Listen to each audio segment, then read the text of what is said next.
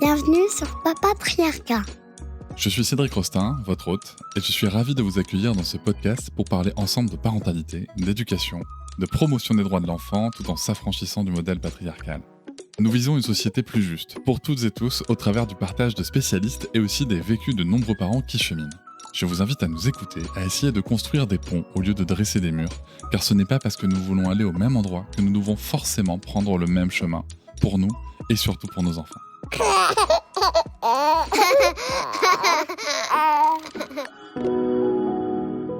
Aujourd'hui, on va parler d'un sujet qu'on aborde peu avec nos enfants et souvent avec un peu de malaise entre adultes, c'est l'argent. Parce qu'il touche à nos émotions, à notre histoire familiale, à nos choix de vie et parfois même à notre santé mentale. Comment en parler à nos enfants sans les angoisser? Comment les aider à comprendre ce que c'est, à l'utiliser avec conscience? Et comment, en tant que parents, préparer concrètement leur avenir financier? Pour en discuter, je reçois Mathias Bacchino, directeur des marchés européens de Trade Republic et auteur de livre « Prenez votre argent en main ». Salut Mathias. Salut. Il est aussi père et dans cet épisode, on va parler autant de chiffres que d'émotions, de nos peurs liées à l'argent, des déséquilibres dans les couples et de la façon dont on peut, ensemble, transmettre à nos enfants une relation plus saine et plus égalitaire à l'argent. On verra aussi comment, dès l'enfance, on peut enseigner les bases de la gestion financière avec des mots simples, des petits gestes du quotidien et des exemples concrets. Et on parlera du plan épargne enfant, récemment lancé par Trade Republic, qui soutient cet épisode aujourd'hui, un outil sans frais, pensé pour aider les parents à investir sur le long terme pour leurs enfants, tout en leur apprenant à comprendre la valeur du temps et de la patience. L'idée ici, ce n'est pas de parler d'argent comme d'un but en soi, mais comme d'un levier d'autonomie, de sécurité et de liberté pour nous et pour nos enfants. Tu veux donner un coup de pouce au podcast? Abonne-toi, laisse des étoiles et un petit commentaire sur Apple Podcast et Spotify, je peux même te répondre là-bas. Tu peux aussi venir discuter sur Instagram, Facebook, TikTok et LinkedIn. Et si tu veux me parler de vive voix, il y a SpeakPipe, même depuis ton téléphone. Et si tu veux aller plus loin, tu peux me soutenir sur Papatriarcat Plus avec des épisodes en avance, sans pub, et déjà plus de 80 bonus à découvrir, le lien est en description. Alors on y va tout de suite avec ma première question. Mathias, tu dis dans ton livre qu'en France, on ne parle jamais d'argent, ni à la maison, ni à l'école. Alors pourquoi ce tabou persiste selon toi? Et quelles conséquences ça a sur notre manière d'épargner pour nos enfants? Vaste sujet. On démarre fort. Oui, c'est vrai que c'est gros dossier pour commencer.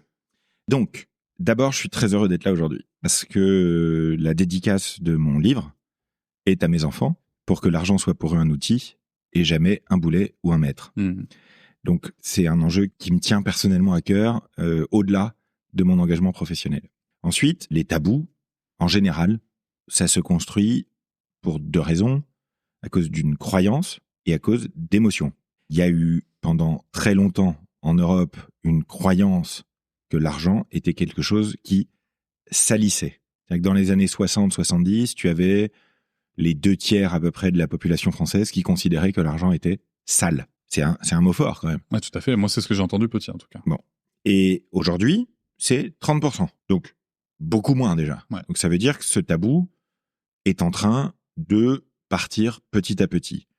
Il a des origines parfaitement identifiées, qui sont avant tout religieuses, puisque dans la religion catholique, gagner de l'argent est perçu comme quelque chose, effectivement, de sale. Ce qui n'est pas le cas chez les protestants, par exemple. Ça a généré, évidemment, le fait que gagner de l'argent était un problème. Ça a conduit, effectivement, à ce tabou qui a été renforcé ensuite pendant des décennies par l'absence de considération pour les émotions que les gens ressentaient à propos de l'argent. Et ça n'a fait que renforcer en fait le tabou, puisque l'argent générait chez les gens pas éduqués du tout sur ces sujets-là, c'est le cas de tout le monde, des émotions avant tout négatives. La peur. Peur de manquer. Et la peur de savoir que les autres sachent qu'on a gagné. Donc c'est ça. Ce qui est bien avec l'argent, c'est que qu'on en ait beaucoup ou pas beaucoup, c'est un problème en fait. C'est vrai. Et donc, et ça a déclenché ce tabou-là, qui a toujours été là quasiment en France, et qui a été renforcé ensuite par des idéologies politiques aussi opposées à l'argent, qui ont pas forcément bien décrit les mécanismes réels de l'argent dans la vraie vie, ce qui fait que les gens n'ont pas pu s'en saisir. Et ça a généré ce tabou dingue, quoi. C'est le deuxième sujet le plus difficile pour les gens à aborder après le sexe. En France, voilà. Et c'est une dispute sur deux dans le couple qui est liée à ça. Enfin, je sais pas quoi dire, quoi. C'est un problème qui est absolument partout dans la société. C'est un problème, par exemple, pour la relation entre les salariés et les patrons. On n'ose pas trop en parler, on n'ose pas demander, on n'ose pas. Là, il va y avoir la transparence sur les salaires, c'est très bien. ça va permettre d'en parler justement. Ouais. Et si on peut en parler, on peut aussi aboutir à des solutions qui conviennent mieux à tout le monde. Et puis tu évoquais le côté un peu social et politique qui vient avec certaines luttes aussi. Moi concrètement, je viens de milieu populaire et j'en suis aucun problème avec ça. Mais c'est vrai que moi, si tu veux, tout petit, j'ai entendu même mon père voulait pas que je fasse d'études d'économie en ES, tu vois, parce que pour lui l'argent, c'est, enfin les patrons, ceux qui gagnaient de l'argent, c'était forcément des salauds et il fallait pas aller là-dessus. Bon, bien sûr, il a été toute sa vie salarié et fonctionnaire. Si tu veux, mais il avait vraiment cette vision-là, tu vois. Forcé de constater, quand on regarde aussi objectivement que possible l'histoire, forcé de constater que le capitalisme a créé des catastrophes bien sûr.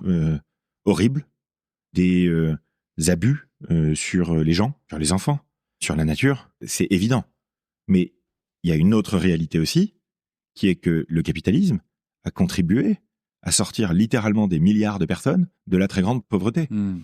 Donc moi, j'ai une vision qui est pas du tout idéologisée du sujet, parce qu'en fait, dans ma famille, j'ai des gens d'extrême gauche, de droite et d'extrême droite. Ok. Voilà. Et donc, ça doit être sympa les repas. Alors, ça tombe bien, c'est des pans de ma famille qui se parlent jamais, je te rassure. Mais néanmoins, ma famille, c'est ça. Et donc, j'ai été exposé depuis tout petit à des gens qui disent les salauds de patrons, les salauds de riches, des gens qui disent les pauvres qui foutent rien, les profiteurs, les assistés, tout ça.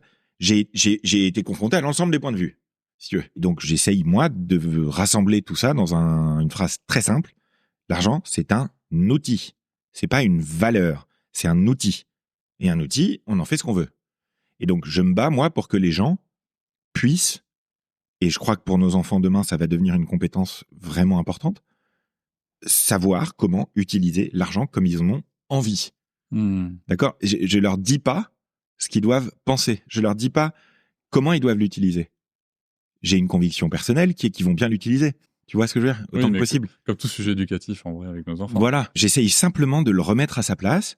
C'est un outil qui a été très pratique pour développer l'humanité aussi. C'est un outil qui a été parfois utile aussi à l'humanisme. C'est un outil qui est parfois utile à ce que l'humanité a fait de pire. Je veux dire, l'esclavage, c'est du capitalisme. Oui, mais même la guerre, parfois, c'est du capitalisme. Parfois aussi. Tu relances une économie avec une guerre. Parfois aussi. Ce qui me fait d'ailleurs une petite remarque en passant, c'est que on regrette beaucoup les 30 Glorieuses en France. On regrette beaucoup cette période soi-disant bénie des 30 Glorieuses. Il y avait des choses bien dans les 30 Glorieuses. Indiscutablement, la vie était quand même de plus en plus facile par rapport à avant. Mais s'il y a eu les 30 Glorieuses, c'est parce qu'avant, il y a eu 20 millions de morts. Oui, c'est parce que juste avant, il y a eu la Deuxième Guerre mondiale. Donc, attention à ce qu'on souhaite. Moi, je souhaite pas qu'il y ait de nouveau les 30 Glorieuses en France. Parce que ça voudrait dire que probablement il y aurait une crise, quelque chose de très sévère avant, en fait. Et ce tabou-là, il fait que l'argent des gens, et particulièrement des classes moyennes et des classes populaires, est très mal optimisé pour eux. Voilà. Et ça, c'est un gros problème. Justement, tu vois, quand on devient parent, on se pose assez vite la question par rapport à notre argent, quand même. Comment est-ce que je peux assurer un petit peu l'avenir de mes enfants ? Alors moi, j'ai lu du coup que les Français se tournent beaucoup vers le livret A et l'assurance vie. Alors pourquoi est-ce qu'on a ce réflexe-là ? Est-ce qu'on a un besoin de sécurité vis-à-vis de ça ? Est-ce que c'est vraiment de la sécurité ? En fait, le besoin est en train de changer. Les classes moyennes et les classes populaires, leur besoin vis-à-vis de l'argent est en train de changer. Pourquoi ? Parce que quand on était dans une période où il y avait une forte croissance, où il y avait une amélioration de la progression sociale, où il y avait une réduction des inégalités. Ce qui était le cas en France, des années 60 aux années 2000, les inégalités se réduisaient, la richesse se déployait un peu plus. Pendant toute cette période, les gens, ce qu'ils avaient besoin d'apprendre à faire, c'était à sécuriser, c'était à conserver ce qu'ils avaient gagné. C'était ça le besoin. Parce qu'en fait, tu travaillais, tu payais tes cotisations, tu avais une bonne retraite. C'est la période bénie où t'achetais un bien immobilier 3 fois rien et où 20 ans plus tard, il te faisait ta retraite, en fait. Et c'est ce qu'on appelle aujourd'hui les boomers et qu'on critique. Mais qu'est-ce que tu veux les critiquer ? Le monde était différent. Enfin, à quoi ça rime à rien de les critiquer ? On peut reprocher à la puissance publique de pas avoir adapté les structures de l'économie, ce qui fait que depuis 2000, les inégalités, elles réaugmentent. Ça, on peut leur reprocher. Mais qu'est-ce que tu veux reprocher à des gens qui ont grandi dans un monde où il fallait effectivement sécuriser, conserver, parce qu'on avait déjà tout ce qu'il fallait, sauf que depuis 2000, je simplifie, mais c'est en gros depuis 2000. Oui, bien sûr. Depuis 2000, les conditions économiques des gens, elles empirent. C'est-à-dire que depuis 2000, on a vu le pouvoir d'achat moins se développer, la crise du logement en France qui est une catastrophe totale pour l'argent des gens. On a vu se développer ces 5 dernières années le retour de l'inflation. Nécessairement, aujourd'hui, on est tout simplement de plus en plus nombreux, de plus en plus vieux, de plus en plus endettés. Donc en fait, la seule logique, c'est que la réalité, c'est que l'argent, il faut apprendre à l'optimiser. Avant, on pouvait le conserver, on pouvait le sécuriser. Aujourd'hui, ça ne suffit plus. Si l'on souhaite maintenir le niveau de vie des gens, si l'on souhaite réduire les inégalités. Et donc, l'enjeu, c'est d'accepter ce changement, déjà, parce que c'est un changement, Bah oui, et que le changement, c'est très difficile de l'accepter. Moi, quand je t'entends raconter ça, je me dis, on se sent en insécurité un petit peu plus, tu vois, financièrement. Bien sûr. On peut avoir le réflexe, au contraire, tu vois, de vouloir sécuriser encore plus. Alors, c'est la différence entre épargner et investir. Je veux bien que tu nous expliques, parce que je pense que c'est pas clair. C'est vraiment ça, en fait. Et c'est ça que les gens doivent apprendre à faire. Et c'est pas facile, parce que pendant très longtemps, on a dit aux gens qu'investir, c'était spéculer. Donc, j'essaye, moi, de redire aux gens qui peuvent, s'ils veulent, épargner, investir ou spéculer. C'est les 3 activités que tu peux avoir avec ton argent quand tu en as. C'est quoi les différences concrètement? Alors, c'est assez simple. Épargner, c'est mettre de l'argent à un endroit où il ne peut pas disparaître. D'accord? Ok. Là, c'est pour qu'il soit de côté, c'est ce que j'appelle l'argent certain. Ok. C'est de l'argent certain. Tu mets ton argent sur un livret A, tu es certain qu'il ne va pas diminuer. Le problème, c'est que, évidemment, la nature étant toujours équilibrée, l'économie aussi, si c'est très sécurisé, la probabilité que tu gagnes beaucoup d'argent dessus est très faible. Et donc le rendement moyen, ce que ça te rapporte, c'est pas grand-chose. Par exemple, le livret A. Par exemple, le fonds en euros des contrats d'assurance vie. Par exemple, le livret d'épargne populaire. Donc ça, c'est l'épargne. Et l'épargne, historiquement, ça sert à éviter d'avoir à contracter des dettes. Okay. C'est-à-dire que l'épargne ne sert pas à sécuriser ton avenir, historiquement. Historiquement, l'épargne, ça sert à te protéger. Donc c'est une démarche de sécurité, l'épargne. Et on a coutume de dire, dans la théorie des finances personnelles, qu'il faut avoir, en moyenne, 3 à 6 mois de tes revenus en épargne. Ok. Pourquoi? C'est ce qu'on appelle l'épargne de précaution. Pour une raison simple, les crédits à la consommation, les découverts, c'est une arme de destruction massive pour votre argent. C'est une catastrophe. Ça a mis ma famille dans la merde pendant 15 ans. Ok. C'est présenté comme une facilité de paiement, alors que c'est le cas typique du truc que tu fais aujourd'hui pour te faciliter la vie où tu sacrifies l'avenir. Donc, les crédits à la consommation et les découverts, c'est dans 100% des dossiers de surendettement Banque de France. Le problème, c'est que ces crédits à la consommation ont des taux extrêmement élevés. Par exemple, 10%. Par exemple, 15%. C'est gigantesque. Et ce qui fait que tu ne t'en sors jamais. Parce qu'en fait, tu passes ton temps à refaire des crédits à la consommation pour rembourser le précédent. Donc, la seule chose pour éviter cette spirale négative, c'est l'épargne. Et donc, on a coutume de dire aux gens, la première chose que vous devez faire dans la vie, c'est de vous constituer une épargne de précaution. C'est la sécurité. D'accord ? Donc, dans l'usage, si je comprends bien, tu as ton épargne de précaution, tu peux aller piocher dedans pour un projet X ou Y. Et après, tu la remontes. Ensuite, tu la reconstitues. Exactement. Okay, c'est ça. Donc, quand le lave-linge... Tu fais ton autocrédit, quoi. Exactement. Okay. C'est se constituer un coussin de sécurité, un élastique, tu vois, comme un tampon, un amortisseur. Voilà. Et ça t'évite d'avoir besoin des crédits à la consommation et des découverts.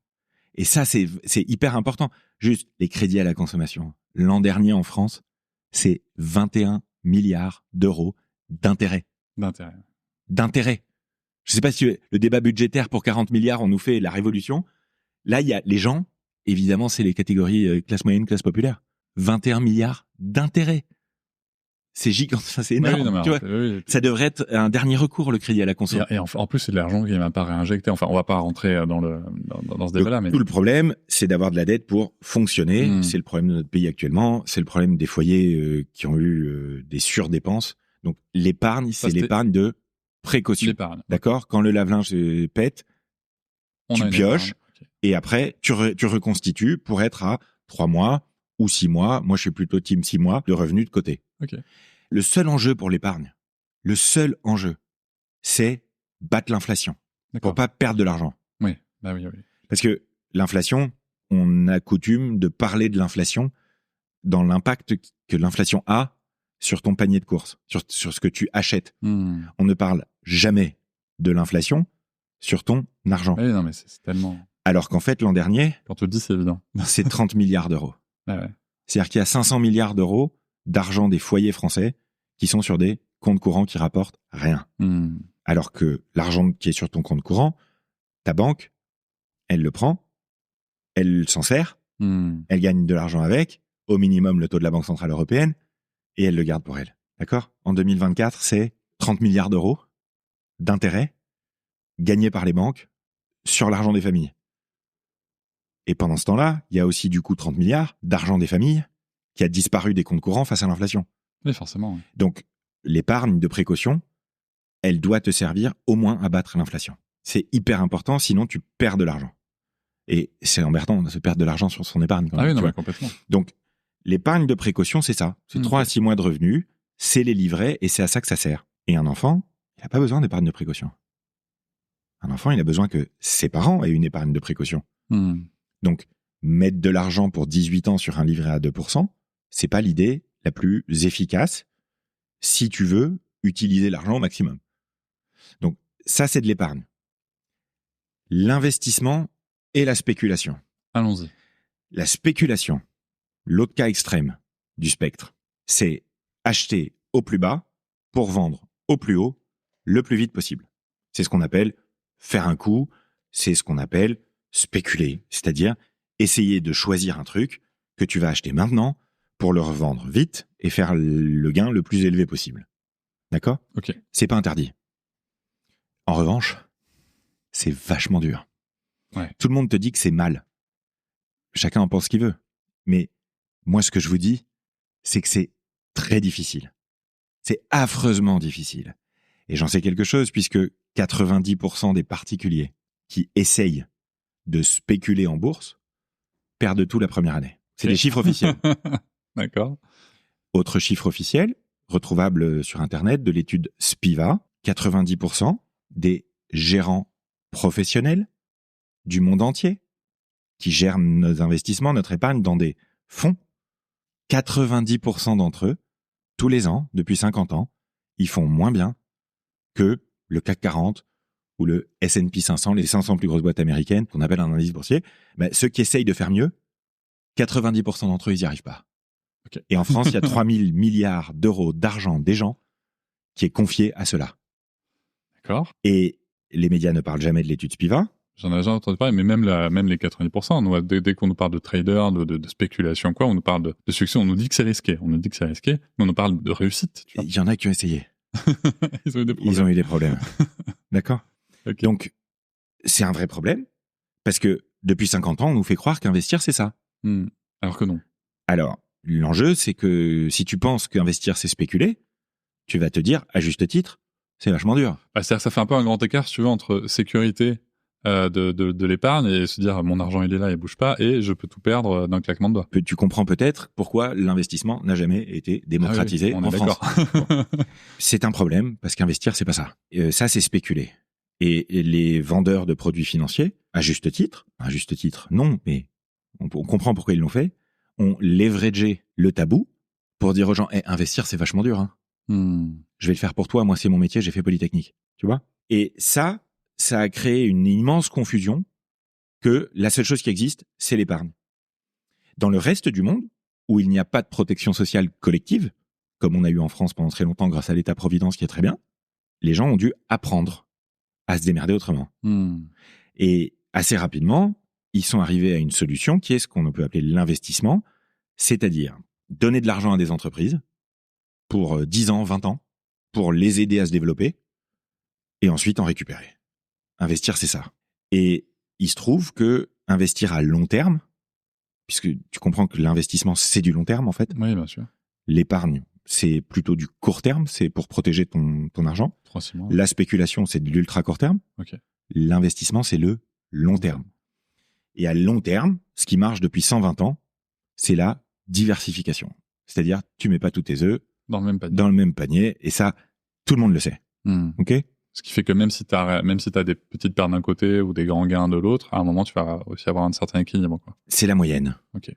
Et la moyenne, dans la vie, en général, c'est pas ouf. Ouais. C'est rare que tu dis, je suis moyen. C'est Yes. Tu vois ce que je veux dire? Ouais, complètement. Et ben, la performance moyenne des actions du monde entier, depuis 120 ans, et avec toutes les guerres mondiales, avec toutes les crises du pétrole, et les crises financières, et les crises économiques, c'est 7% par an. La moyenne du CAC 40, depuis qu'il existe, c'est 7% par an aussi. Ok. La moyenne du S&P 500, les 500 plus grosses entreprises américaines, depuis 20 ans, c'est 10% par an. Ouais. Et les assurances vie en France, depuis 15 ans, c'est 2,5% par an. J'allais te dire, on est loin de nos assurances vie, de nos Voilà. livrets A. Et faire 7% par an ne veut pas dire spéculer. Parce que c'est la performance moyenne. Si tu restes à long terme, il y a une condition à ça, c'est que c'est vrai ça. Tout ce que je viens de te dire, c'est vrai sur des périodes d'au moins 15 ans. Ok. Ah oui, oui. Parce que si tu prends une période plus courte, bah, si tu prends par exemple au hasard 39-45, la performance n'est pas tout à fait la même. Si tu prends 2008-2011, la performance n'est pas tout à fait la même.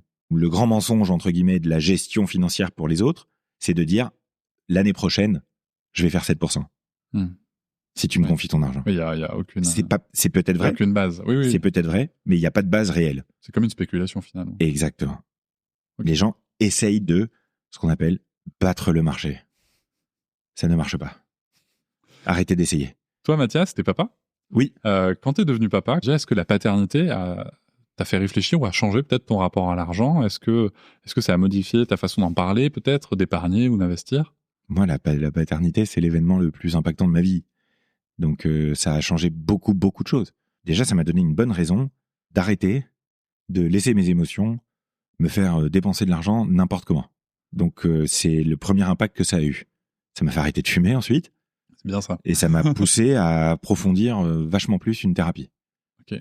Ça m'a énormément impacté, la parentalité. Vraiment beaucoup. Qu'est-ce qui fait que t'étais ça a impacté mon caractère. Un petit peu, ouais. Je touchais du doigt le fait que dans mon travail, à l'époque, je sentais confusément qu'il y avait un truc qui allait pas, et puis parfois j'étais colérique, et puis j'étais frustré beaucoup. Enfin, je sais pas, il y a des trucs qui allaient pas bien. Et du coup, j'avais commencé à parler avec un médecin psychiatre qui est devenu depuis une amie pour essayer de comprendre. Ça a duré 15 ans, en fait. J'adore ça. Je fais ce qu'on appelle les thérapies comportementales. Okay. Je trouve ça très efficace. Ça m'a beaucoup aidé à améliorer ma vie et celle de mes proches. Je crois pas que ce soit fini un jour. Donc, moi, la parentalité, le premier truc que ça m'a fait, c'est que j'ai arrêté de dépenser mon argent n'importe comment. Ouais. Ça, c'est une réalité. Parce qu'avant, tu le dépensais donc n'importe comment, c'est-à-dire j'ai déjà eu l'occasion de le dire, c'est pas très glorieux, mais je dépensais de l'argent pour être aimé, en fait. Ouais. Je dépensais de l'argent pour... auprès de ta femme, auprès de tes amis? Tout le monde. Okay. Tout le monde. Je dépensais de l'argent pour être aimé des autres. Ok, comment? En resto? Plein de choses. Voyage, toutes sortes de trucs, des cadeaux un peu délirants, enfin, des cadeaux trop gros, bizarres presque, tu vois. Si j'étais au resto avec mes potes, ben, j'allais inviter tout le monde sans rien dire à la fin. Si j'allais quelque part, j'allais laisser 20 € de pourboire. Je croyais utiliser l'argent pour faire plaisir aux autres. Et comme ça, peut-être qu'ils allaient plus m'aimer. Ça comblait un vide en toi un peu quand même, du coup. Enfin, t'essayais du moins. Ah, complètement. T'essayais de combler un vide en toi avec ça, quoi. Complètement. Mais comme beaucoup de gens vis-à-vis de l'argent. C'est-à-dire comme beaucoup de gens, oui. Le rapport émotionnel à l'argent est très, très, très compliqué quand même. Oui, tout à fait. Et c'est pour ça que j'insiste autant là-dessus, parce que la vraie éducation financière, c'est pas un cours de master. J'ai démontré à plusieurs reprises qu'en une demi-heure d'explication technique, tu avais tout ce qu'il faut. Pour à peu près toute ta vie, pour 80% des gens. Ouais.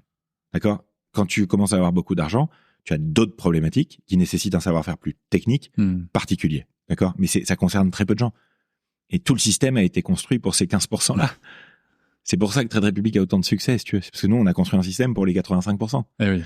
Et donc, l'enjeu, c'est comment tu peux, avec des outils, avec de la communication, avec de la pédagogie, accompagner ce que j'appelle moi la transition financière et un changement à la fois du système et des comportements individuels. Qu'est-ce que tu as mis en place, toi, en devenant papa? Tes enfants arrivent, tu continues ta thérapie, et donc là, comment ça se passe ton rapport à l'argent? Est-ce que tout à coup, tu te dis, il faut que j'assure leur avenir? Est-ce que il y a quelque chose qui se débloque?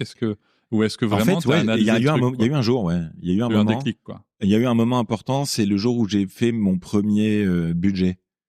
Ok. Et en fait, j'ai fait un budget pour l'arrivée de ma fille. Ouais.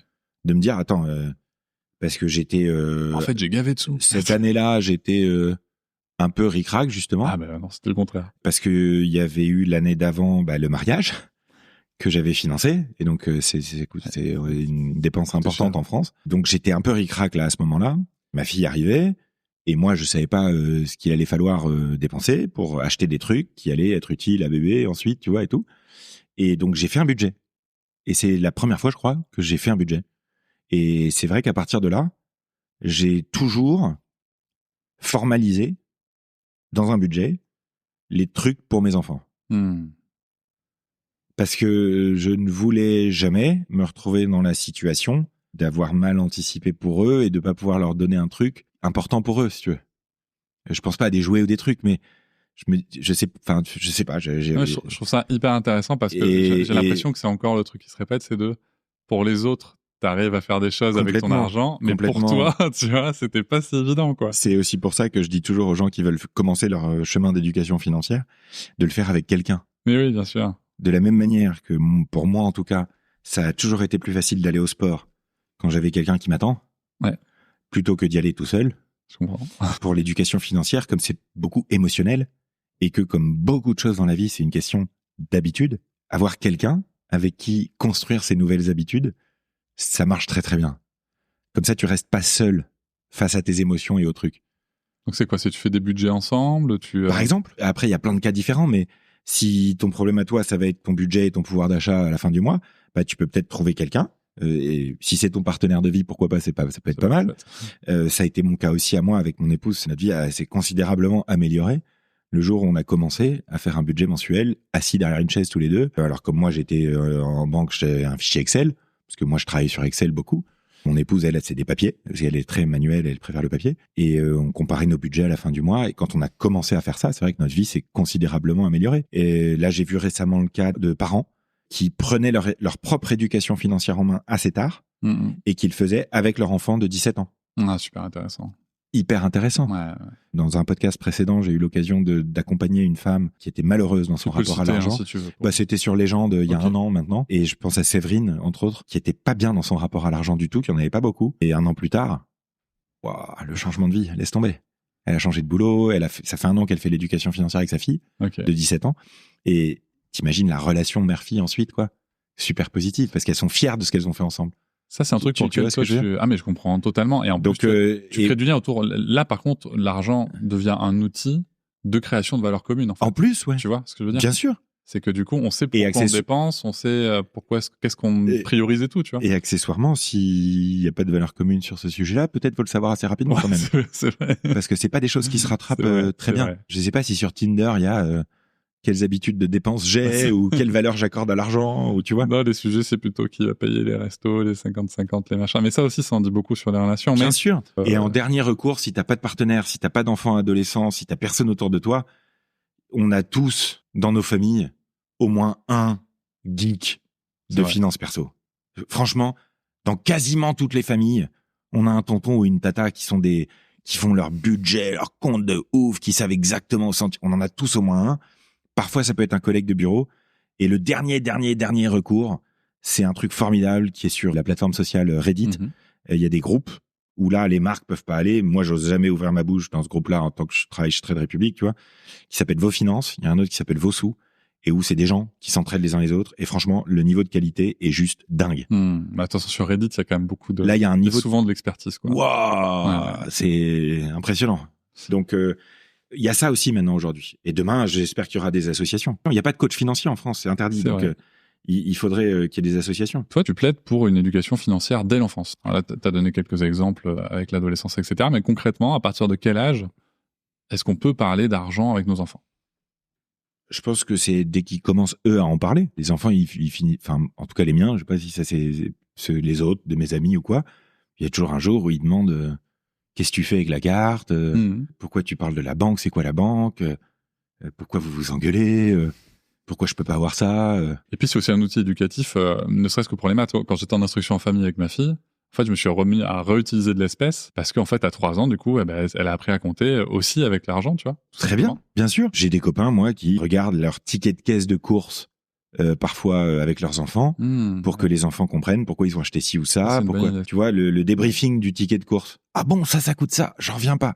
Tu vois, pour les aider à avoir un ordre de grandeur aussi. Souvent, on va s'arrêter à dire c'est cher, c'est trop cher ou c'est pas cher. Tu vois. Mais ça veut rien dire. Eh oui. Et après, ça te positionne toute ta vie dans un rapport à la consommation qui est un peu malsain. Un autre truc que moi, ce que j'ai mis en place, par exemple, grâce à mon père qui l'a mis en place avec moi, si on est en train de regarder la télé, dès qu'il y a de la pub, je coupe le son. Si on est dans la bagnole, à la radio, s'il y a de la pub, je coupe le son. Et les gamins, ils comprennent pas pourquoi. Et moi, je leur dis, c'est une phrase de mon père qui est devenue maintenant légendaire dans la famille, qui est la pub, ça rend neuneux. Ça te fait acheter des trucs dont t'as pas envie. Okay. Juste ça. Et après, ils comprennent que l'argent, du coup, c'est pas un truc que dans l'émotion négative, qui est pas juste un tabou dont on parle pas et dont tout le monde souffre. Et voilà, c'est un truc dont on peut se saisir. Et moi, la seule chose que je veux en tant qu'humaniste, c'est que les gens soient en contrôle. Voilà. Donc les enfants, à mon avis, il y a 1000 manières d'aborder le sujet avec eux pour que, avec un objectif simple en tête, qu'ils aient un rapport sain à l'argent. Voilà. Que leur rapport à l'argent ne déclenche pas des malheurs, des crises, des problèmes qui s'accumulent parce qu'on n'en parle pas, etc. Moi, ça a été le cas dans ma famille, c'est le cas dans énormément de familles, et c'est dommage, quoi. Parce que je trouve, moi, que les humains valent mieux que ça. Ah, mais du coup, sinon, on n'a pas un rapport sain à l'argent. Eh ben, en essayant d'éduquer ses enfants, on améliore le sien aussi. T'as des jeux, t'as des exemples très concrets Ah bah oui, il y a pour que les gens puissent mettre en place. Déjà, je peux citer peut-être 2 petits cahiers pour les jeunes. Un qui est fait par une start-up qui est super, qui s'appelle EasyWeb, qui a les cahiers EasyBook, d'aventure, d'éducation financière, d'apprendre, etc. C'est à quel âge, ça ? Ça commence à 7 ans, je crois. Ah ouais, déjà ? Ouais. Mes gamins sont bêta-testeurs, moi. Okay. Mes enfants, ils sont bêta-testeurs, ils adorent. Donc, je peux affirmer en tant qu'utilisateur que ça marche très bien. Ok, super. Et ensuite, il y a un ami à moi très étonnant, quelqu'un qui a un PhD en économie et qui a géré les plus grandes fortunes de Belgique pendant 10 ans et qui un jour en a eu marre, qui avait jamais vu un réseau social de sa vie et qui a dit maintenant je vais aider 1 million de Belges. Okay. J'en ai marre d'en aider 10. Il a un PhD et j'ai mis 2 ans à le convaincre de faire une chaîne YouTube.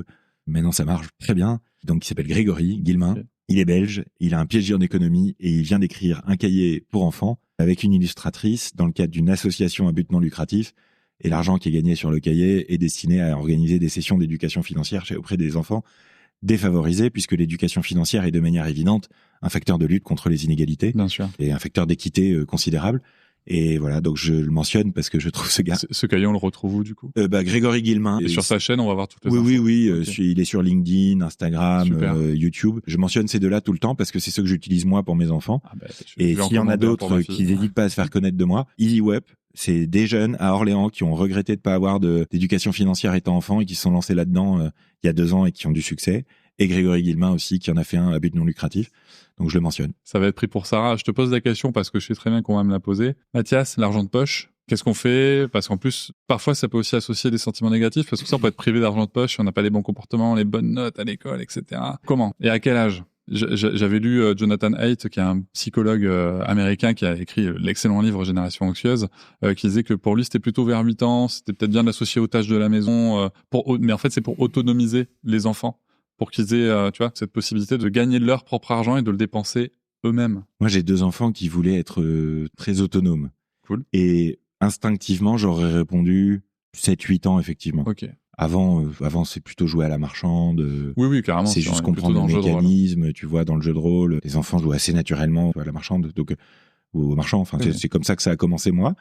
Et ensuite, effectivement, moi, j'utilise l'argent de poche avec un objectif assez précis en tête. Okay. C'est que assez rapidement, on arrive quand même sur le terrain des valeurs que les parents veulent défendre pour leurs enfants. Tu vois. Je crois pas qu'il y ait une approche universellement bonne pour tous les enfants du monde, que tout le monde fasse pareil. Je pense que c'est aussi quand même un élément de valeur. Donc, tu as des gens qui vont plutôt apprendre à leurs enfants à gagner de l'argent pour ensuite pouvoir le donner à une association. Et d'autres qui vont apprendre à leurs enfants à travailler dur pour gagner de l'argent, pour en avoir, pour être fort, tu vois. Et à tout garder de côté. Par exemple, tu vois, moi, mon objectif, c'est que mes enfants, ils sachent et ils ressentent que l'argent, c'est un flux qu'on utilise, que c'est pas un stock qui nous domine. Donc, j'essaye de les faire passer de Picsou, qui a ses pièces dans son coffre et qui est assis dessus et qui nage dedans et qui est content, qui est quand même une représentation catastrophique. Hein. J'ai grandi avec. Et accessoirement, la plus importante au monde, je pense, pour les enfants. Et ça rejoignait les salauds de patrons et mon père qui en parlait. Évidemment, tu vois, évidemment. Moi, je les oriente plus sur les castors juniors, Riri, Fifi, Loulou, qui font des cookies, qui les vendent ensuite pour pouvoir soit faire leur stage en camping tous ensemble. Tu vois ce que je veux dire ? Carrément. Ouais. J'essaye de leur amener ça, moi. Et ça demande aussi la préparation d'un budget. Aussi. Et donc, j'ai une expérience en cours. Peut-être que certains parents l'essaieront et me diront si ça a marché. Pour essayer de pas trop les influencer non plus, tu vois. Ce que je fais, c'est que je leur donne, par exemple, 20 €. Et je leur dis, tu peux en faire ce que tu veux. Mais si avec ces 20 €, tu gagnes 20 €, je t'en redonne 20 de plus. Oh, ah ouais, super intéressant. Tu vois ? Ouais. Et j'ai un de mes filleuls. À quel âge là, tu fais ça ? 10, 11 ans. 10, 11 ans, ok. Ouais, 10, 11 ans. J'ai commencé ça à 10, 11 ans. Super intéressant. Et ma fille, elle a réussi 2 fois. Ouais, 2 fois elle a réussi. Elle a fait un truc que j'aurais jamais pensé. Elle a acheté des jouets usagés des voisins pour les revendre à la brocante. J'en revenais pas. Et toi, tu l'avais rien dit. Hein. Rien dit. Et je fais exprès de rien dire. Oui, pour bien voir sûr. comment qu'est-ce qu'ils vont faire, en fait. Tu vois? Ah oui, mais alors Et la deuxième fois, elle a fait des cookies. Elle a fait des courses, elle a fait des cookies qu'elle a vendus à l'école, à la kermesse. Et effectivement, ça a marché. C'est pas pour en faire des capitalistes ou des entrepreneurs. S'ils ont envie d'être artistes, ils seront artistes. Tu vois ce que je veux dire ? Bien sûr. Mais c'est parce que je veux qu'ils comprennent que c'est un truc qu'on peut utiliser comme on en a envie, qu'on contrôle et pas qu'ils nous contrôlent. Ce que j'aime beaucoup dans l'approche que tu proposes là, c'est que tu donnes 20 €. S'ils ont envie de les dépenser et de pas en gagner plus, pas de problème. Il n'y a pas de problème, tu vois. Je veux dire, il n'y a pas de jugement. Non. Justement, tu vois, par rapport à ce qu'on disait, il n'y a pas d'émotion négative. Non. C'est juste, voilà. Par contre, en effet, tu peux aussi, comme tu disais, l'utiliser comme un flux que tu peux maîtriser toi plutôt que l'argent te maîtrise, quoi. C'est ça. Ça, c'est important. C'est au fond du fond. C'est le plus important pour moi.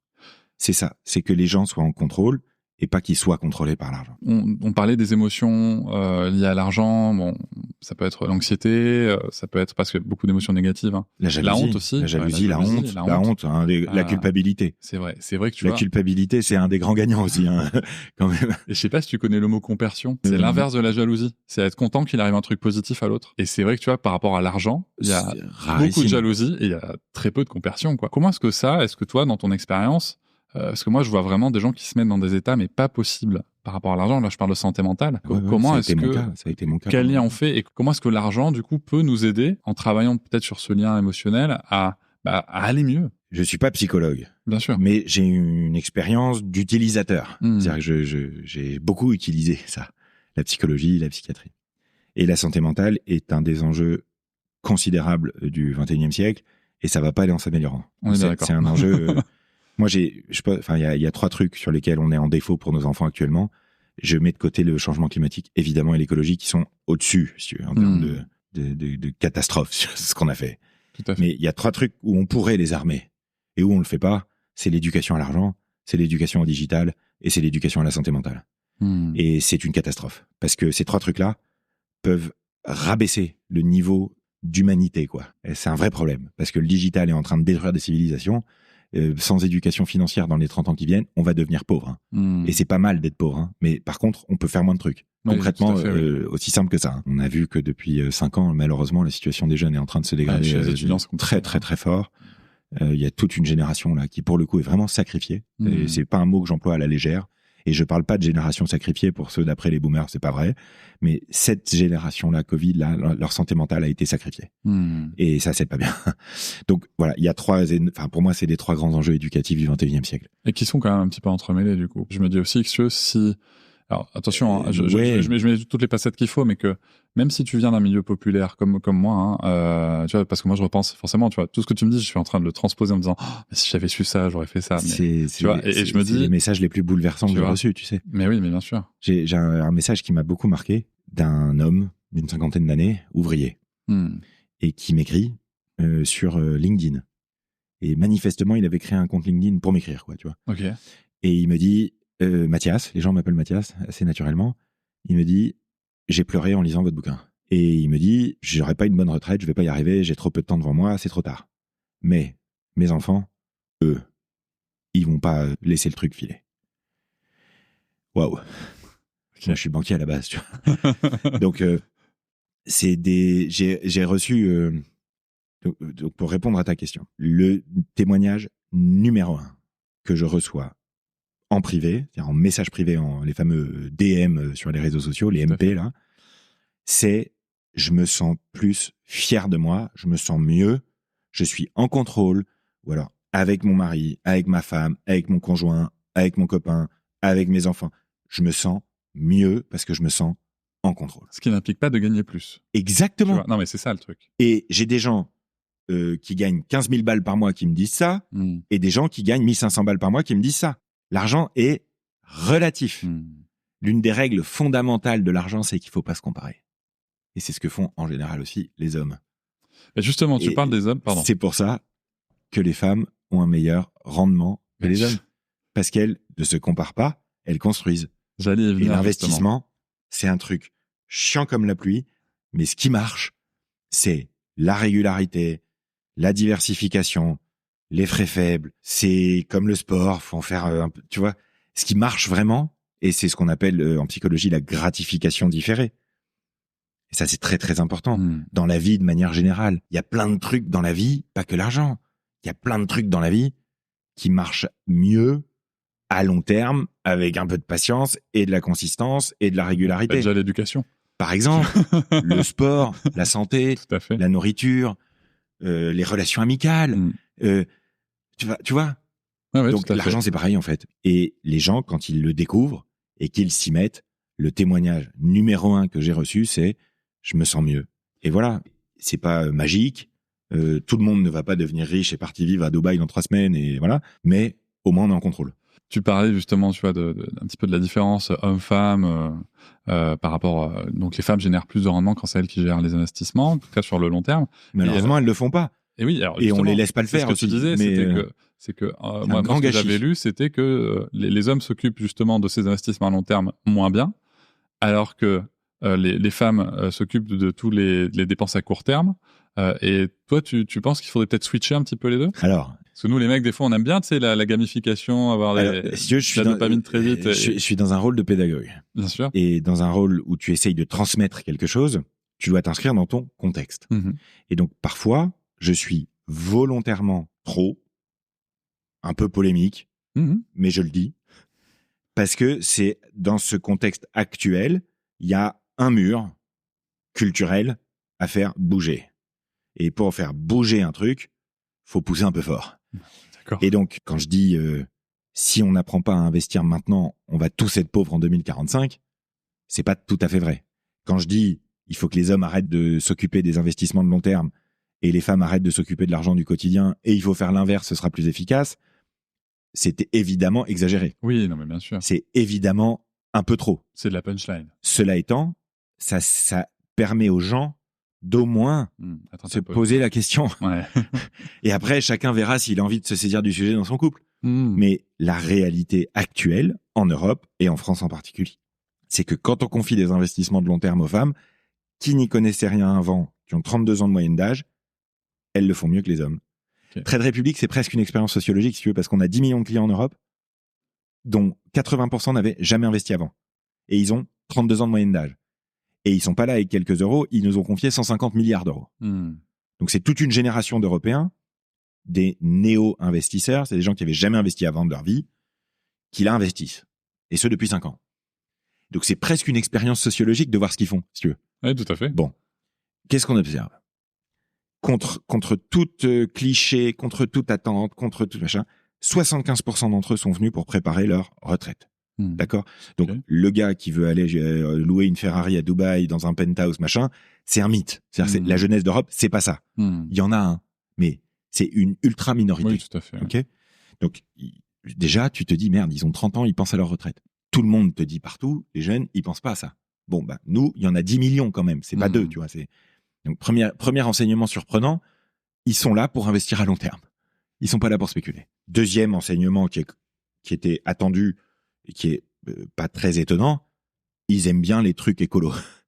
Oui. Ils investissent, pas tous, ils investissent, pour beaucoup d'entre eux, dans des paniers d'actions, plutôt version ESG. Okay. ESG, c'est le Nutri-Score de l'épargne. C'est ce qui te dit, si c'est une boîte qui s'en fout complètement de son impact ou si c'est une boîte qui tient compte de son impact. Ok. Et aujourd'hui, tu as, et c'est bien, des paniers de plein d'actions et où tu peux choisir la version écolo. Tu vois, D'accord. la version où ils ont enlevé toutes les boîtes qui respectent pas des critères d'écologie, de social et de gouvernance. Ok. Intéressant. ESG. C'est pas encore parfait. C'est pas encore un Nutri-Score. Il faudrait un truc comme ça, justement. Mhm. Mais ça avance. Ça va dans la bonne direction. Les énergies renouvelables, au-delà d'être une bonne idée économique en termes d'investissement, parce que c'est un secteur d'activité qui c'est pas mal. Le secteur de l'eau, le secteur du soin aux personnes. Il y a plein de secteurs d'activité qui ont un impact social positif. Oui, tout à fait. Bon, eh ben, la bonne nouvelle, c'est que c'est des secteurs d'activité plutôt en croissance. Ah. Donc, tu fais d'une pierre deux coups, si tu veux. Tu sers ta fin du mois, tu sers la fin de ta vie, mais tu sers aussi la fin du monde. C'est les trois fins que les gens doivent réconcilier, si tu veux. Moi, je veux pas les opposer. J'essaye de les rassembler. J'essaye de permettre aux gens de gérer en même temps la fin du mois, la fin de leur vie et la fin du monde. C'est ça les trois fins qu'ils ont en face d'eux, si tu veux, les gens. Ah, c'est vrai, c'est vrai. L'autre aspect, c'est que l'investissement de long terme, ça ne se gamifie pas. Je veux insister là-dessus. Ouais. Si Pas de vous dopamine avez, tout de suite. si vous avez une application d'investissement qui vous met des confettis quand vous investissez, fuyez. Ok. Fermez votre compte. D'accord. C'est une catastrophe. Ça joue sur ce qu'on appelle le FOMO, la peur de rater une opportunité. Fear of missing out. Ça joue sur les pressions sociales. Ça joue sur investissez comme Jean-Claude. C'est pas bon. Ça vous fera pas gagner de l'argent. C'est ce qu'on voit beaucoup chez les influenceurs, enfin chez certains influenceurs qu'on peut appeler influx voleurs, qui disent venez investir comme moi, vous allez gagner des millions, alors qu'en fait eux ce qu'ils prennent c'est une commission sur l'outil d'investissement qu'ils vendent. Bien sûr. C'est tout. Donc tu as la gamification, là où elle est très utile, je trouve moi, c'est sur la pédagogie. Je trouve qu'on peut apprendre en jouant. Ça oui. Ça complètement. Ouais. Et je crois que ça marche très bien d'ailleurs. C'est ce qu'on fait depuis la nuit des temps. Exactement. Et donc je défends moi le fait qu'on se fasse des quiz, des exercices. J'ai fait un cahier d'activités, tu vois, un truc un peu fun pour apprendre. Ça oui. Et il y a un autre endroit où on peut se faire des petits plaisirs, des petits succès fréquents, un peu comme dans un jeu vidéo quand tu gagnes des points à chaque niveau, etc. C'est l'argent du quotidien. Ouais, tout à fait. Donc il y a une réalité, c'est que si certains hommes ont besoin de se comparer, bon, bah, qui se comparent sur leur budget mensuel avec leurs potes, sur moi ce mois-ci c'est 15 balles d'économiser parce que j'ai été malin là-dessus, tu vois, ça oui. Mais te compare pas pour ton investissement de long terme, pour ton épargne, c'est pas bon du tout. L'autre réalité, pourquoi je dis ça ? Parce que les femmes, elles ont 7 000 € de retraite de moins que les hommes. En Europe, encore aujourd'hui. Parce qu'elles ont un risque de dépendance financière qui est 8 fois supérieur à celui des hommes. Parce qu'en cas de divorce, elles perdent 25% de pouvoir d'achat contre 5% pour les hommes. Et donc, je dis ça aussi pour que les femmes investissent davantage. Et que ce soit parce que leur mari les laisse pas, que ce soit parce qu'elles se sentent pas capables d'eux alors qu'elles sont plus capables qu'eux, quelle que soit la raison, en fait. Je leur dis, investissez. Vous le faites mieux que les mecs, les écoutez pas, faites-vous confiance, investissez. Je veux pas savoir pourquoi vous avez pas investi jusqu'à présent, il y a 1000 raisons. Maintenant, il faut le faire. Et je le dis très clairement, politiquement, économiquement, socialement, aider les femmes à commencer à investir, c'est un enjeu aussi important pour la société dans son ensemble que de les intégrer au marché du travail au 19e siècle. Ok. C'est aussi important que ça, en termes d'impact collectif long terme. Parce que c'est un manque à gagner colossal. Là, je remets ma casquette de banquier économiste.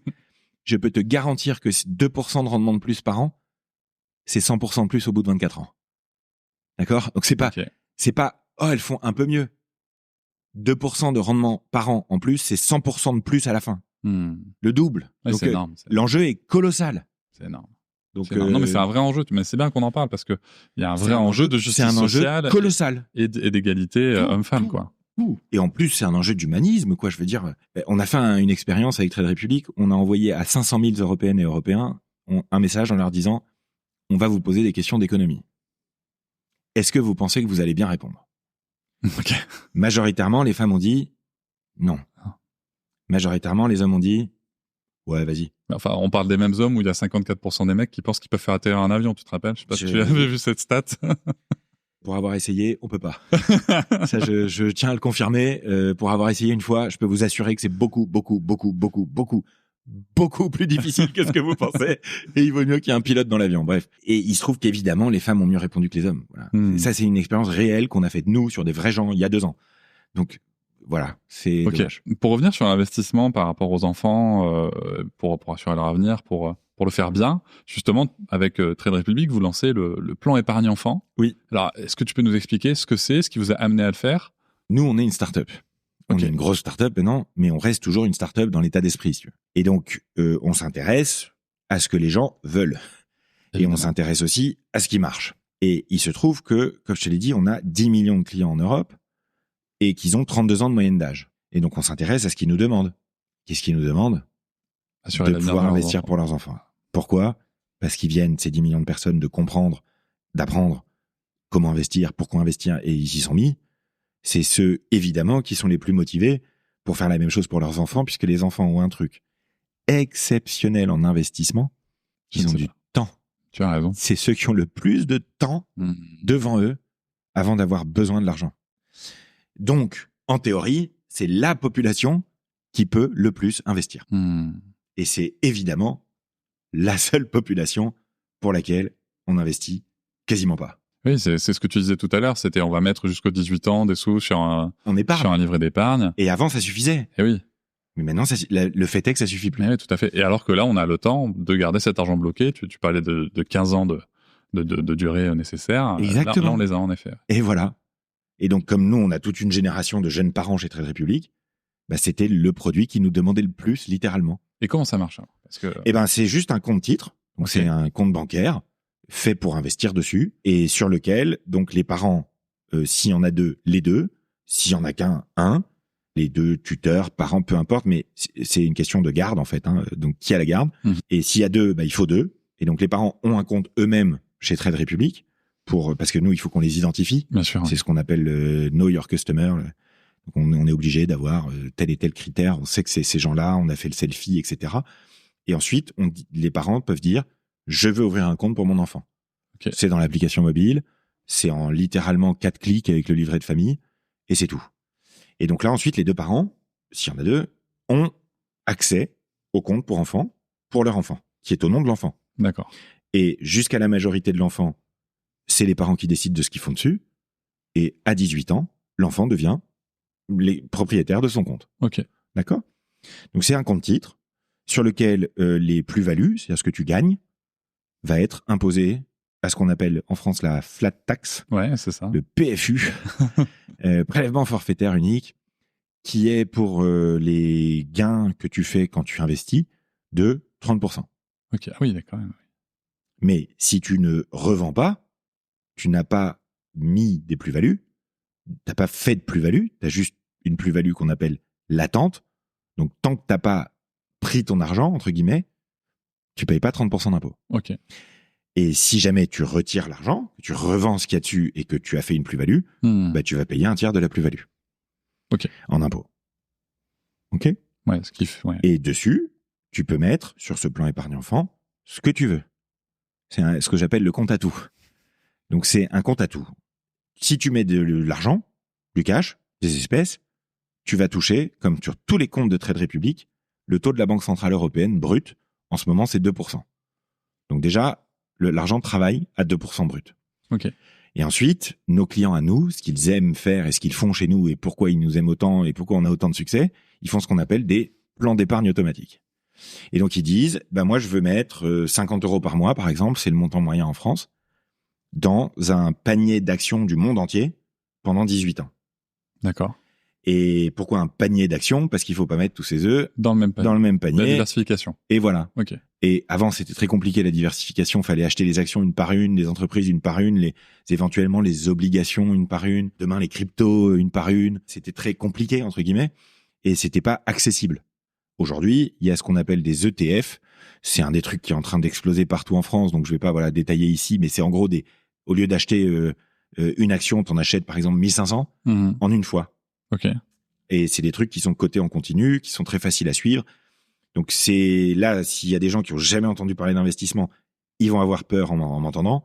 C'est normal, mais vous allez assez rapidement réaliser qu'en fait, Les ETF, c'est en train de devenir, et c'est déjà le cas aux États-Unis, au Canada, en Australie, en Asie, c'est en train de devenir la manière pour les particuliers d'investir à long terme, de manière diversifiée et très important, avec peu de frais. C'est-à-dire que dans les fonds, dans ta banque, dans ton assurance vie, en moyenne, il y a 2% de frais par an. C'est 100% de frais au bout de 21 ans. Ah oui, tout à fait. Attention, c'est pas rien. 2% de frais par an, c'est colossal. Dans un ETF, il y a 0,2% de frais. Ah oui, d'accord. Okay. Donc 10 fois moins. Ça s'appuie sur ce qu'on appelle les indices boursiers, comme par exemple le S&P 500 dont je te parlais tout à l'heure, où quand il y a un être humain qui essaye de faire mieux, 95% d'entre eux, ils font moins bien. Bah, le moins bien qu'eux, c'est ça, c'est des ETF en fait. D'accord. D'accord ? Donc c'est 10 fois moins cher, et il y en a 9 sur 10 qui font moins bien. Ok. Oui, c'est pour ça que je suis très déçu de ne pas avoir trouvé la pub Fiat moi-même. Il y a moins bien, mais c'est plus cher. Là, ça s'applique pour de vrai, si tu veux. Ah ouais, tout à fait. Et c'est des trucs vérifiables. Il y a des études qui ont été faites. C'est pas moi qui le dis. C'est pas un avis. C'est la réalité économique. Voilà. Et aujourd'hui, tu as 3000 milliards d'euros d'argent des gens dans des fonds à 2%, dont 95% d'entre eux font moins bien qu'un indice. Et tu as 150 milliards au bon endroit. D'accord ? Ce mouvement-là, ça va être le plus grand mouvement d'argent privé du monde dans les 10 ans qui viennent, et tous les grands banquiers, tous les économistes, les hommes politiques le savent. Et c'est tant mieux. Il y a une autre réalité, c'est que du côté des fonds actifs, du côté des gérants, du côté des assureurs, des banques, il va y avoir un plan social. Parce qu'il y a aujourd'hui plein de gens qui travaillent sans apporter de valeur aux autres, et ça, c'est pas possible. Oui, ils rapportent de la valeur à la banque. Ça, c'est pas possible. Ouais. Donc, c'est aussi une réalité. Et quand avec Trade Republic, on apporte une disruption comme ça, on est conscient que ça va aider plein de gens. On a versé 2,5 milliards d'intérêts de la Banque Centrale Européenne aux gens. Sans aucune condition, sans aucun frais. Toutes les banques pourraient le faire. Oui, parce qu'il n'y a aucun frais sur Nous, on est une sur ce start-up, compte. bien sûr. Sur le plan épargne enfant, il y a on a zéro frais. rendu 2,5 milliards d'euros d'argent de la Banque Centrale Européenne aux gens. Donc, c'est des gros, ça peut avoir des gros impacts. Donc, ce compte, il n'est pas magique. C'est un compte pour investir. Si vous savez pas investir, vous allez avoir peur de m'entendre. Alors, c'est la question que je vais te poser, c'est que moi, imaginons, moi, je sais pas investir. Voilà. Quand je t'écoute, je me dis, tiens, bon, tu vois, j'ai un petit livret justement avec des sous pour Sarah. Je me dis peut-être que ces sous, je serais peut-être mieux de les basculer à un endroit où. Ça dépend si t'as pas du tout de livret pour toi déjà. Et il faut que tu aies ton épargne de précaution à toi. D'abord l'épargne pour de précaution. Pour tes enfants aussi. C'est le parapluie nucléaire sur toi et le tien, quoi. D'abord, il faut que tu aies ton épargne. Premier point, épargne de précaution. Ouais. Et ensuite, pour investir, on a compris sur la partie administrative, il faut ouvrir un compte chez Trade Republic, faire le compte enfant, enfin le plan épargne enfant exactement. Et ensuite, est-ce que c'est moi qui décide comment s'investir ou est-ce que juste... on s'appelle Trade Republic. Ok. On s'appelle pas Trade Monarchie. Donc c'est quand même moi qui dois faire mes choix. On croit aux gens, nous. Mais oui, non, mais bien sûr. Et t'en es capable. Parce que tu vois, ça pourrait être, je sais pas, vous orienter vers un certain niveau de risque d'investissement et c'est vous qui gérez, quoi. Pas du tout. Donc mes 50 euros, c'est moi qui dis, je les mets là. Ouais. Ok. Je peux te dire ce que font les gens. Ouais, vas-y. Les gens, ce qu'ils font, c'est ils choisissent les ETF les plus larges. D'accord. Et il y en a 2-3 dont le nom est en anglais, malheureusement. Mais en gros, c'est le MSCI World, c'est le FTSE All World. Voilà, t'as des paniers d'actions comme ça. Et les critères, c'est toujours le même, c'est la taille. Donc t'as les 1500 plus grosses, par exemple, ou les 2000 plus grosses du monde. Ça, c'est ce que font l'immense majorité des gens. La moitié à peu près de l'argent investi par les clients Trade Republic part dans ces ETF-là. Ok. On peut comprendre parce que c'est les plus diversifiés. Donc c'est ceux qui, statistiquement, à long terme, ont le mieux marché. Tout à fait. Le moins de risques, voilà, un truc, quand t'es aussi large que ça. Voilà. Aujourd'hui, les gens ajoutent en général aussi à ça un peu d'or. D'or, ok. Ouais.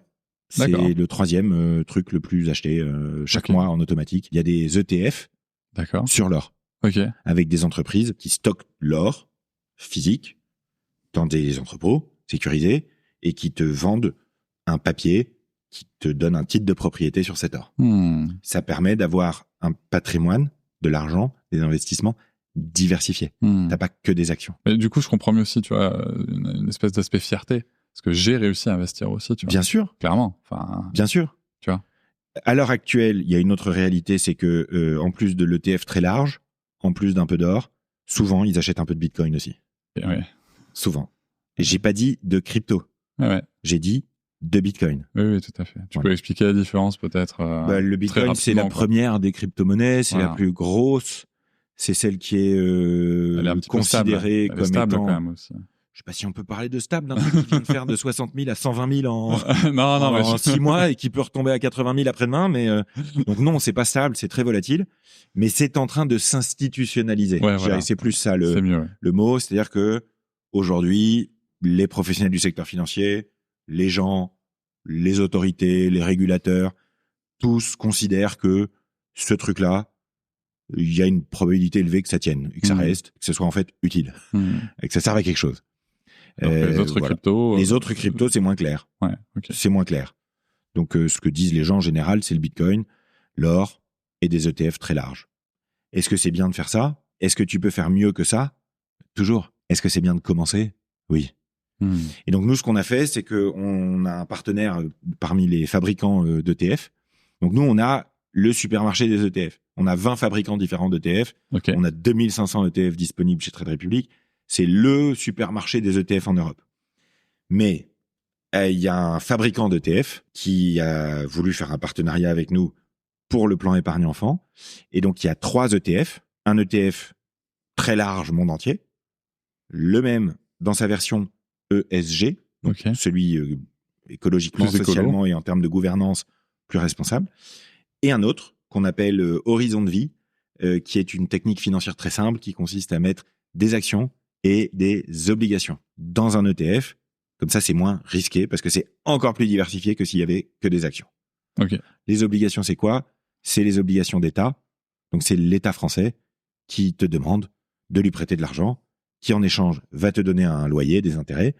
C'est ce qu'on appelle les bons du trésor, les obligations d'État américaines, françaises, allemandes, voilà. Et ces obligations, c'est prêter de l'argent à un État. Ça peut aussi être des entreprises. En espérant qu'ils vont te le rendre à la fin quand même. Donc, il faut bien choisir. Si tu prêtes à la France, c'est pas pareil que si tu prêtes au Costa Rica. Voilà. Et donc, forcément, plus tu prêtes à des gens qui ont un risque de pas te le rendre, plus ils vont te payer cher pour que tu leur prêtes. Donc, c'est comme partout. S'il y a du rendement, il y a du risque. C'est aussi simple que ça. Donc, les obligations, c'est ce qu'il y a, par exemple, dans l'immense majorité des gens qui nous écoutent, là, ne vont pas savoir qu'ils en ont, mais ils en ont dans leur fonds en euros. Tout à fait. Parce que le fonds en euros n'est rien d'autre qu'un portefeuille d'obligations. Vous pouvez vous constituer par vous-même, mais là, on vous prend 0,7% par an en moyenne parce que quelqu'un le fait pour vous. Ce que j'appelle, moi, c'est le prix de l'émoticône singe. Tu le vois ou pas? Oui, tout à fait. Voilà. Avant, on appelait ça faire l'autruche. Moi, j'appelle ça l'émoticône singe. Et ça coûte cher aux gens. Alors que l'argent, ça vaut le coup de le regarder, justement, pour casser un petit peu les mythes qu'il y a autour. Ouais, et puis il pourrait en faire autre chose. Donc sur ces 3 ETF-là, de Vanguard, dans le plan épargne enfant, même les 0,2% de frais de gestion annuels vous sont rendus. Un compte titre pour mineurs, ça existe depuis toujours. Personne le sait. Personne s'en sert. Mais là, c'est la première fois que tu as un compte titre pour mineurs où si tu mets de l'argent dessus, tu as 2% d'intérêt brut. Ou si tu fais des plans d'épargne pour investir tous les mois, tu payes pas de frais. Et en plus, il y a 3 ETF qui sont pertinents sur lesquels il n'y a même pas de frais de gestion. Jusqu'aux 18 ans de l'enfant. Donc, c'est la première fois au monde qu'il y a une solution sans aucun frais du tout pour investir pour tes enfants. Ça peut-être le coup d'aller voir. Et ça se passe comment sur le site? S'il y a des professionnels du secteur financier qui nous écoutent, ils vont dire « Ah, le mec, il compare un investissement à des livrets. Oh, hérésie. C'est pas le même risque. » Mais bien sûr, on a bien compris. Je sais. Ça fait 20 ans que c'est mon métier. Et on l'a dit au début de l'épisode. J'arrête pas de le dire à tout le monde. Néanmoins, les parents d'aujourd'hui, toujours le contexte, les parents d'aujourd'hui, ils ont le choix entre ça. C'est une décision qu'ils doivent prendre. Et moi, je vais pas leur dire, ne comparez pas ces 2 trucs-là, c'est pas pareil. Je vais leur dire, voilà tout ce que vous pouvez faire avec votre argent pour vos enfants, maintenant choisissez. Mais au moins, vous êtes conscient. Vous savez. Et donc, si tu fais un livret, t'es sûr que dans 18 ans, l'argent, il sera toujours là. T'es sûr. Mais t'es aussi sûr qu'il n'y en aura pas beaucoup plus. C'est un choix. C'est comme ton jeu avec les 20 €. Hein. C'est un choix. C'est la même chose. Sinon, tu peux essayer de faire la moyenne des investisseurs, c'est-à-dire dans le monde entier depuis 130 ans. Je sais que c'est dur à entendre en France actuellement encore, mais la vraie moyenne, c'est 7% par an. Et les statistiques nous disent que ça fait 120 ans que si tu es sur plus de 15 ans, tu vas sans doute faire 7% par an si tu es assez diversifié. Voilà. Et chacun choisit. Moi, ce que je veux dire aux gens, c'est très simple. Si tu mets 100 € par mois de sa naissance à ses 18 ans, que tu l'as fait sur un livret, à la fin, tu as 20 000 €. Tu as gagné 2-3 000 € d'intérêt. Si tu réussis à faire 7% par an, à la fin, tu as 43 000 €. C'est aussi simple que ça. La différence, elle est juste là. L'autre différence, c'est que si tu as réussi à investir et à faire 7% par an, tu peux l'apprendre à tes enfants. C'est ce que j'allais dire. Et ça vaut le coup d'en parler avec eux, peut-être aussi. Moi, je trouve que... Alors, il y a des puristes qui vont te dire, il faut pas ouvrir un compte titre pour les enfants, il faut faire un compte titre à soi et leur faire une donation avant leur majorité, comme ça, tu payes pas l'impôt sur les plus-values. Tu t'esquives. Bon. Personne ne le sait. Et je ne sais pas si cette niche fiscale sera encore là dans quelques années. Mon petit doigt me dit que je pense pas, si tu veux, dans l'état actuel de notre pays. Donc, oui, il y a toujours la possibilité de faire mieux. Moi, ce qui m'intéresse, c'est de les faire démarrer. Et pour démarrer, tu te sens mieux, je trouve, quand tu crées un compte pour ton enfant. Et l'autre gros intérêt, c'est qu'à 18 ans, il va en être propriétaire. Alors là, tu en as toujours 2-3 parents, pas toi, j'imagine, qui vont te dire « Je vais jamais lui donner à 18 ans, il va faire que de la merde. » Bah non, si on a fait de l'éducation financière. Ça va te plaire. Merci, voilà. Tu réponds à ma place. Tu vois. Donc, oui, vous ne faites pas un compte titre pour vos enfants jusqu'à 18 ans pour jamais leur en parler. Mais bien sûr. Vous le faites pour leur en parler avec eux, justement. Et qu'ils apprennent à faire ça. Avec vous. Et vous apprenez aussi à leur contact. Donc voilà, je défends ça. C'est très beau. Et je trouve que ça fait une belle fin pour cet épisode. Merci à toi, Mathias, pour cet échange. Moi, je trouvais ça clair, concret. Et surtout très concret, des choses qu'on va pouvoir appliquer. Moi, je vais aller commander le petit livret pour ma fille d'exercice, parce que c'est vrai que on s'inquiète souvent de l'avenir de nos enfants par rapport à l'école, la santé, les valeurs qu'ils vont avoir, mais plus rarement de leur rapport à l'argent, alors que c'est essentiel. EasyWup. I-Z-I-W-U-P. Et Grégory Guillemin aussi. On mettra le lien en description de l'épisode et affiché aussi sur la vidéo YouTube. Si cet épisode vous a aidé à mieux comprendre comment parler d'argent aux enfants, tant mieux, on a fait le taf. Et je vous invite à aller jeter un coup d'œil au plan d'épargne enfant de Trade Republic qui soutient cet épisode. Encore une fois, merci. Et surtout, de continuer la discussion autour de nous avec l'argent, parce que parler d'argent, que ce soit avec ses enfants, avec ses amis, avec ses parents aussi, c'est aussi récupérer du contrôle et une partie de notre liberté. Merci beaucoup, Mathias. Merci à toi. Je vous remercie de m'avoir écouté. Je vous invite à vous abonner au podcast sur votre plateforme préférée et à me retrouver sur Instagram, TikTok, Facebook et sur le blog papatriarca.fr. À bientôt.